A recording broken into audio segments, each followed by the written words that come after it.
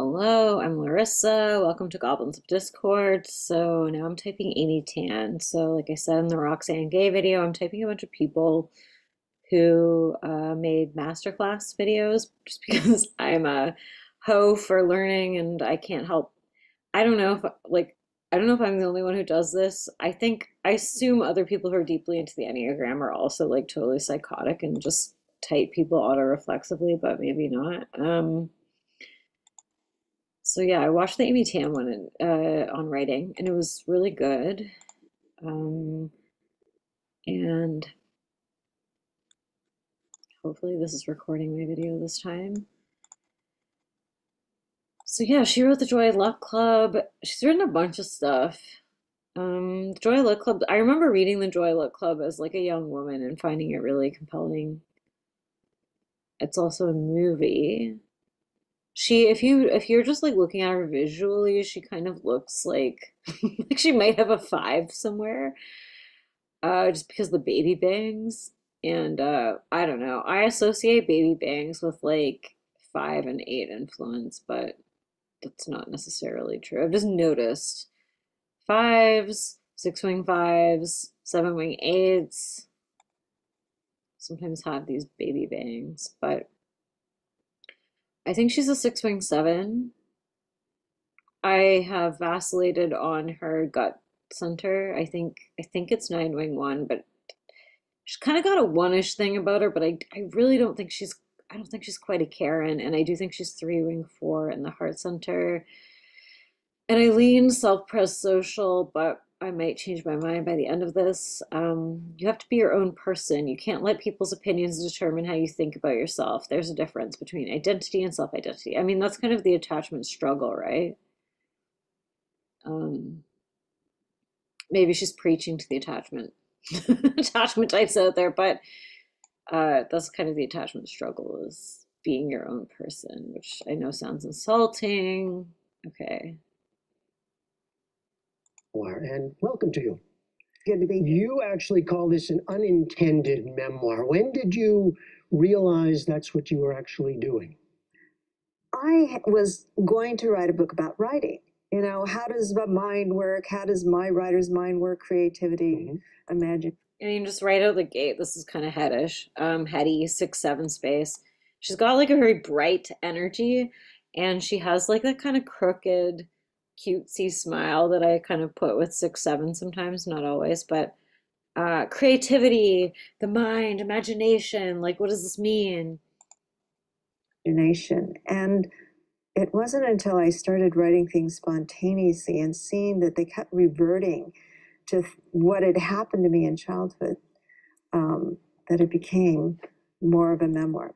One of the things that comes through, and Yeah, and that comes up for her a lot. Also in her master classes, like she goes back a lot to her childhood, which I mean, again, like some of these things that I will say on these videos are reductive and they kind of apply to other types, but it's like sixes kind of do tend to ruminate. Even wing sixes, I can be a ruminator, but she brings a lot of stuff back to her mom, and I think her mom's actually a six.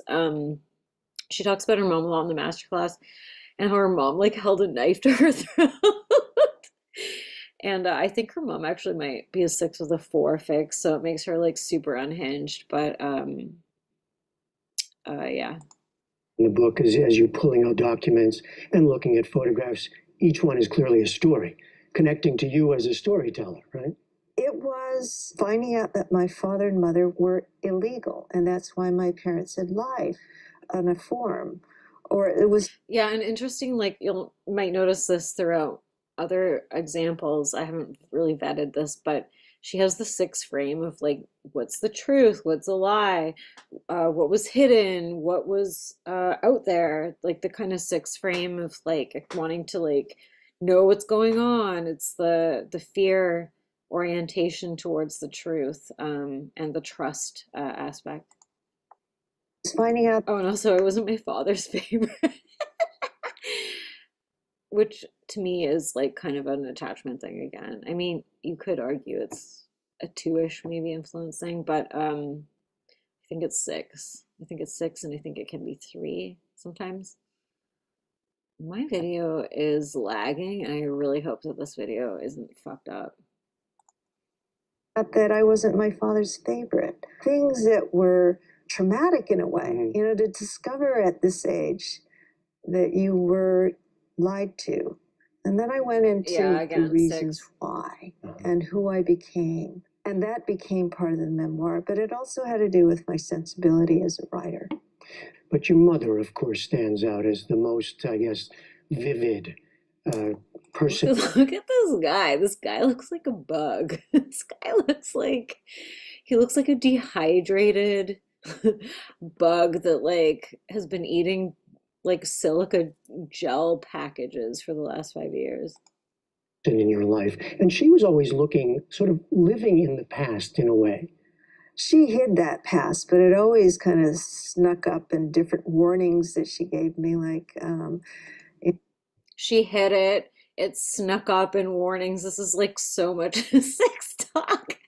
you know, don't let a man kiss you, or don't let a boy kiss you, and then you'll end up pregnant and you'll kill the baby. And then, I mean, you know, not knowing where that came from and realizing Sixes give you a lot of good material if you're an artist, so it kind of pays to date a six actually, or like use your six parents. later she was married to a sociopath, not my father, but Right. somebody else. In her life in China. Yeah, and then the past then was always present in our lives. I found, you know, in unearthing all these things, I found poignant things about our relationship, the letters she wrote to me and the letters I wrote to her. I had always thought that we were apart. And what I realized in writing this, that we were almost dangerously like symbiotic twins.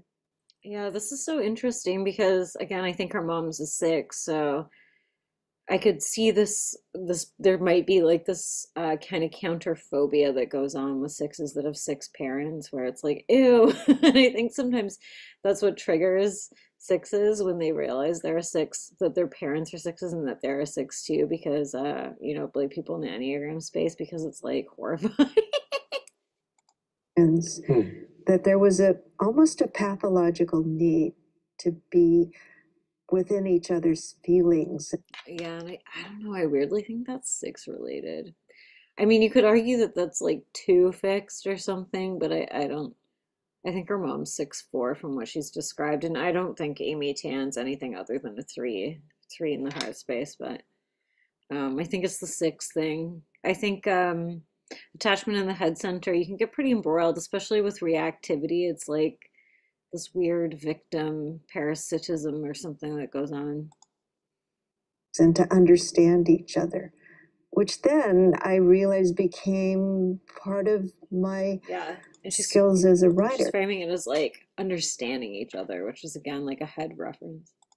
You have to empathize with the characters. You have to have sympathy for them. You know, I was always wondering as I was reading, obviously these are real people in your life, but as you're going back and looking, to what extent are they characters? Because you're a writer who writes characters. They were never characters. No. It was like going back into my past and being that kid again.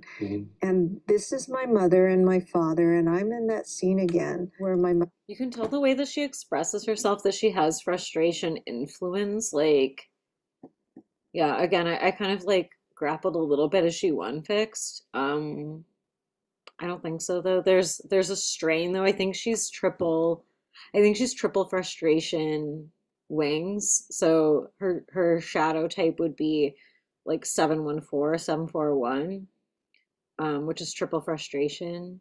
And I think that it comes through, and I think that this is sometimes what becomes apparent with anyone with the 369 try, regardless of order, is like sometimes the wings like are very spicy, Mother and brothers. but they're not doing that mechanism. It's um it's like a syrup pump, but it's not the drink. You know what I mean?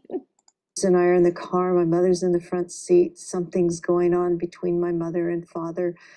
And I notice everything that's going on. I tell myself to be strong. My mother is about to commit suicide, and I know she's going to do it. And then she opens the door. Yeah. and her foot is out. I was there again, reliving something that I had pushed out. Yeah, and she's brought this up a bunch of times. Like she brought up in her master class too. And I think all types can have their stories that they go back to. So I don't know if I can put that in a type bucket, but it was just interesting that she goes back a lot to these stories about her and her mother's relationship. It's like sort of a central peg in her personal narrative. And it's usually related to her mom putting her in danger or doing something dangerous, doing something scary, which is the sixth frame, right? Out of my mind Yeah. a long time ago. She did not. I mean, She didn't kill herself. No, no, but this was the threat. It was a constant because she actually tried a number of times. We couldn't ever dismiss it. It always made us quake. I've seen your fiction referred to as semi-autobiographical. Is that fair? Is that Everybody's novel is semi-autobiographical. I mean, you have questions or the way you think of life or the kind of people you think are interesting or not interesting, people who have impacted your life and made you who you are. Mm-hmm. That's who you put in your story. So they're all autobiographical. People say it's autobiographical even if I've written about a ghost, Mm-hmm. you know. I mean, I think she's right, but it's just interesting because this does feel like somewhat of an attachment frame. Might not be, but where it's like, yeah, so everybody writes autobiographical, but I think sometimes other types will think, no, it's like just came out of me. And there's no influence outside of me. No. There are ghosts in your past, right? I mean, from the family. I mean, they're as much alive as some of the Actually, and also like anecdotal. I know Karen. Nines often will pretend they weren't influenced by stuff they were influenced by. They'll be like, no, I made it up when it's obvious that like it came from somewhere like super obvious in their life. I've witnessed this happen multiple times, but it's more like because they're afraid of like getting confronted or something. And I think sixes are more like orientated towards like, yeah, like I'm speaking the truth. I'm talking about the truth of the human experience, my experience. Everyone's like every writer is like discovering the truth.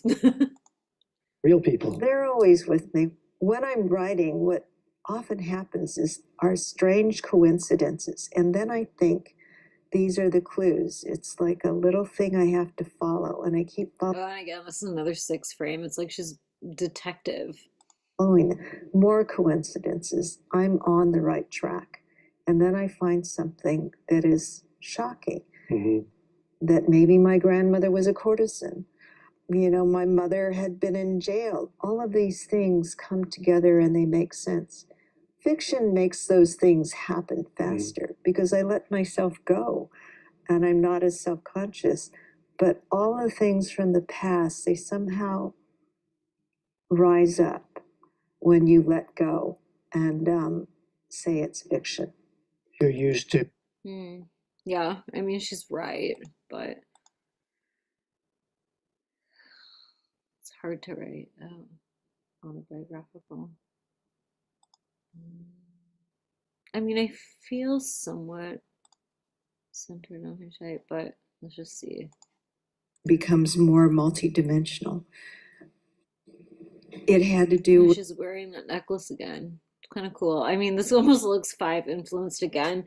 Like there's, I mean, I think you could argue she's a six wing five, but I don't know. I don't think she is. I think it's superficially wing five influenced.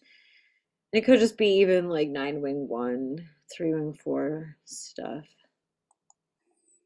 Seeing my mother in a different way that made me very much more sympathetic to what she had gone through in terms of loneliness. So it was constant. Every day was an epiphany, joyous, tortuous, life changing. Yeah, again, this seems like weirdly 670. she's circling the drain. She keeps bringing up her mom and her past, but it's bringing her epiphanies. She's kind of doing like a Wing 7 reframe. It's giving me purpose. It's giving me epiphanies. So it's all worth it somehow. And it's like feeding her 3 Wing for professional career arc. Your correspondence with Daniel Halpern is so interesting and revealing. At one point, he writes, "I don't need to see your edits, I'll feel them as I read." How was the writer editor relationship different with this book? First, you got to know Dan Halpern is my editor, but he's also the publisher of Echo, and She's giving us context. um, it's funny. I'm not actually sure. I mean, I lean self-pro-social for her instincts. From watching her masterclass, she seemed very self-pres-social in the way that she framed her writing stuff. Um, yeah. I first of all, he's not the usual kind of editor. He's this person who's a poet, a dreamer, and he's somebody I absolutely had to trust with very, very rough drafts. And he believed in me, and he encouraged me. He knew what I was writing before what I knew it. He knew I was writing memoir. Yeah, and I feel like this is again like 693-ish stuff. It's like he knew what I was writing before I knew it.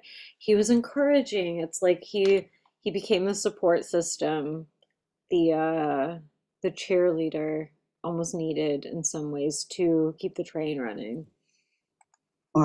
And he couldn't say the word because he knew I would run off Um, scared.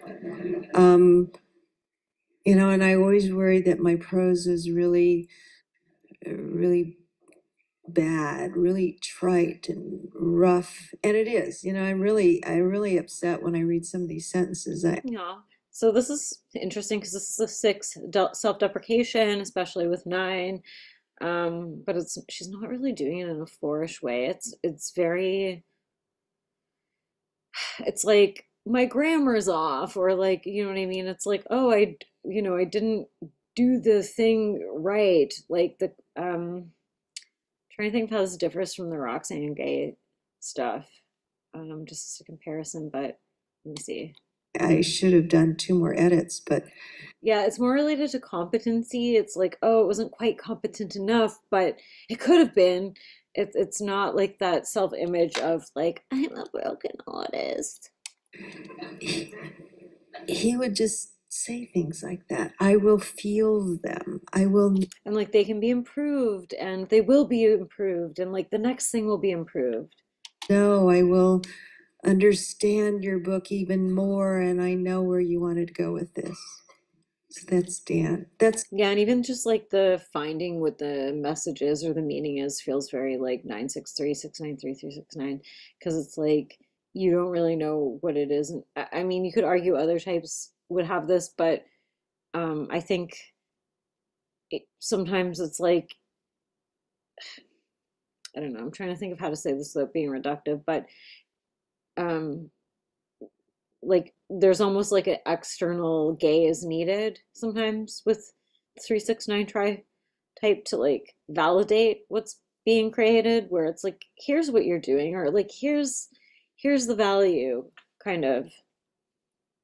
an amazing editor to have, and he helped me with the other book we did together, The Valley of Amazement. This book really is also his book because he guided it so much. Yeah, and she's giving him a lot of credit in her creative vision, which I don't know, that seems 693-ish to me. And um a 3 is not going to do that unless they kind of have to, or it's to their benefit to like attach somebody's name to it. But like I think a 6 is like um I think 6s can be aware of giving credit, maybe. um as a 7 wing 6, I feel that way, but I think 6s can. I mean, there's shitty 6s who will take credit if they're like low health, and I don't know, maybe 1 or 8 fix, but Much. He did not use the word chapter because I said, I'm just writing, I'm spinning out material. We're going to decide later what I'm going to do with it. Spontaneously doing this is all going to be rough. Do not say anything about it. Do not tell me it's good or bad. Don't tell me what you think it's about. And Yeah, and that's kind of like just interesting how she's framing it is like the sixth thing, is it good? Is it bad? It's like the black and white sort of um categorization of even her own art. And don't tell me what it is, otherwise it'll interfere with my process. If I know it's bad, then I won't be able to write. and then he said, fine. And he was forbidden from using the word chapter. And he had to do it every now and then though he would say, yeah, I read that and it's really a start. Oops, sorry, you know. Or he would say something that he talked to somebody about, and I would get very, very upset.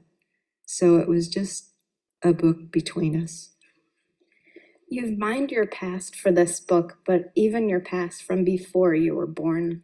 Will you explain your theory about how the fictional mind works with memory? What I discovered in And also just if you look at how she's holding herself, like it's very awkward. Not that like this is always the indication, but she's kind of doing a head 66 influence like way of holding herself where it's sort of like and you can tell the lady interviewing her is maybe like a nine. She's just sitting there like, but Amy Tan's like this little bird. and especially in writing this book as um that memory has a lot to do with emotions that are embedded, and that this is Yeah, and here's like the thing if you want to get into the scrambled centers shit, which whatever. I like part of it, but not other parts of it. Where it's like sixes are thinking types, obviously they're head types, but they're pulling in a lot of emotions into their thinking, like actively pulling in emotions. true neurologically, um, and in other ways that memory works. And what I mean by that, take the model of PTSD. It goes into part of your brain known as the amygdala, and it's where every horror nightmare uh, is embedded. And in there, these are stories that have been, you know, they're engraved completely with all the visceral reactions you had as they were happening. Yeah, I mean, I think that she's doing a lot of head type stuff here. It's like very much focused on like thinking and psychology, and she's kind of framing um, things through an analytical lens, which I think head types can do a lot. I haven't really made a very good case for why she's nine wing one fixed and three wing four fixed, other than I just think she is from watching her masterclass. Visually, she does look trouble frustration to me. There's something kind of sharp about her. If you just like ignore the fact that she has all these rejection baby bang photos, um, she has something kind of one-ish about her. She has poise, but she's not um slapping other people with it. She's not lacerating. She's not correcting people. She's not doing like a one fix thing. It's I think nine wing one and three wing four. I think professional in the heart center. The image of being a professional and um, yeah, she cares about what other people think. She cares about what her colleagues think, and she wants to do a really good job. I don't really get the sense that she's trying to like win friends or like, endear people to her or anything. So, yeah, Amy Tan. I'm gonna stay on SPSO. She kind of looks social self-prezi in a lot of these photos, but I don't know. Sometimes it's hard to tell with sixes because they already kind of seem social self-pres, but I don't think she has enough act of an activist orientation to be a social self-pres 6. So I think 6.7, 9.1, 3 and 4, self-pres social. Yeah, if you're like, I don't think I've probably said the word about 70 times in this video, and I'm not editing these, so sucks to be you, viewer. Whoops. If you're interested in writing, I recommend her masterclass again. I don't know why I'm pimping their thing. Other than I just have been watching a bunch of the videos and I find some of the people interesting. So expect more. Okay, bye. I'll turn this off. Do, do, do. And. Did